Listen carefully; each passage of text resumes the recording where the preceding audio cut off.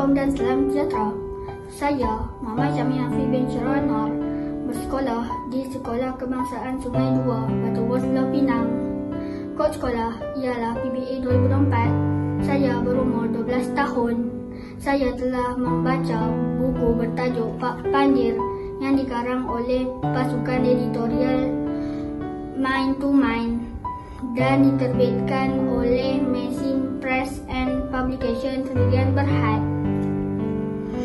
Tetapi tidak nyatakan tahun terbitannya. Buku ini mempunyai 64 muka surat.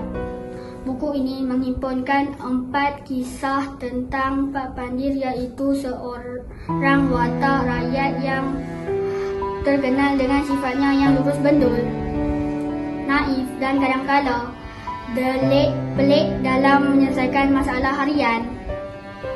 Ia mengisahkan tentang kesilapan Pak Pandir yang menguruskan harta karun hingga mengakibatkan kerugian, meniru gaya burung yang menangkap ikan hingga dia hampir lemas di dalam sungai, menolak ganjaran hadiah berharga daripada sultan dan mudah ditipu oleh jin.